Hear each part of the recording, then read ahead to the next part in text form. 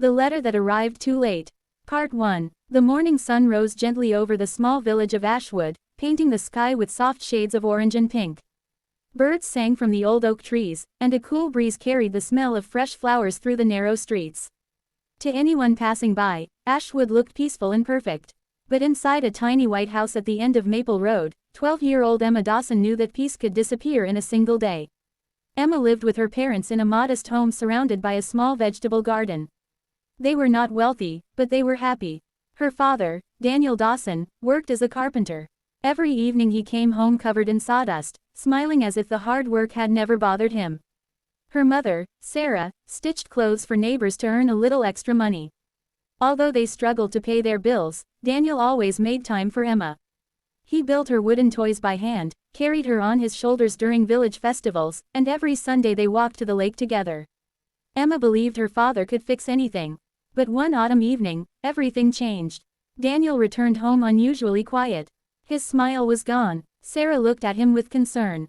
"What happened?" she asked softly. Daniel sat at the old wooden table and placed a letter in front of her. "I've been offered a construction job overseas." The room became silent. Emma looked from her father to her mother. "Overseas?" she asked. Daniel nodded. "The pay is good, better than anything I can earn here." Sarah slowly unfolded the letter. "They need workers for several years," she whispered after reading it. Daniel lowered his eyes. "I don't want to leave, but we're drowning in debt." Emma didn't fully understand what debt meant. She only understood one thing: her father was talking about leaving. That night she couldn't sleep. She quietly walked into the kitchen where Daniel sat alone, staring out of the window. "Dad," he turned and smiled gently. "Why aren't you sleeping?" Emma climbed onto the chair beside him. "Are you really leaving?" Daniel remained silent for several seconds. Then he took her hand. "Only for a little while." "How long?" "Until I can save enough money to give you the life you deserve." Emma shook her head. "I don't want money." Daniel felt tears gathering in his eyes. "I just want you." He hugged her tightly. "I promise I'll come home before your next birthday." Emma smiled through her tears. "You promise?" "I promise." She believed him. A week later, the entire village gathered at the bus station. Daniel hugged Sarah first. Then he knelt in front of Emma. He handed her a small wooden music box. "I made this for you." Emma slowly opened it. A tiny carved bird began turning while a gentle melody filled the air. "Whenever you miss me," Daniel said, "play this." She wrapped her arms around him. "I'll wait every day." "I know." The bus arrived. Daniel climbed aboard. As it disappeared down the road, Emma continued waving until it was no longer visible. That evening the house felt strangely empty. The chair where Daniel usually sat remained untouched. His tools still hung neatly in the workshop. His favorite coffee mug stayed on the kitchen shelf. Everything reminded Emma of him.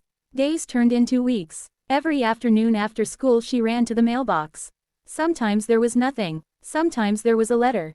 The first letter arrived exactly 16 days after Daniel left. Emma opened it carefully. "My dearest Emma, I miss you, more than words can explain. This city is bigger than anything I've ever seen. The buildings touch the clouds, and I work from sunrise until sunset.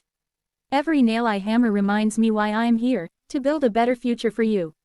Are you still practicing the piano? Are you helping your mother? Be brave for both of us. Remember our promise. I'll be home soon. Love, Dad." Emma read the letter at least 20 times that week. She folded it carefully and placed it inside the music box.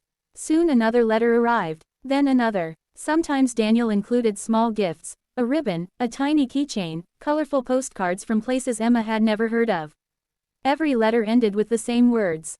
"I'll be home soon." Months passed. Winter covered Ashwood in snow. Emma counted every day on the calendar hanging in the kitchen. She circled her birthday with a bright red pencil.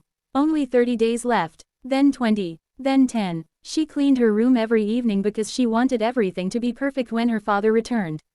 Sarah baked Daniel's favorite pie. Emma even made a welcome home sign. Finally, her birthday arrived. Emma woke up before sunrise. She ran to the window. Every passing car made her heart race. Every sound outside made her smile. Hours passed. Morning became afternoon. Afternoon became evening. No one came. No bus stopped outside. No familiar footsteps echoed on the porch. Sarah quietly placed a birthday cake on the table. Emma stared at the empty chair. "Dad promised." Sarah couldn't answer. She simply held her daughter's hand. Late that night, there was a knock at the door. Emma jumped to her feet. Dad. She rushed outside, but standing there was only the village postman. He handed Sarah a single envelope. It's from Daniel. Emma's smile slowly faded. Her father hadn't come home. Only another letter had.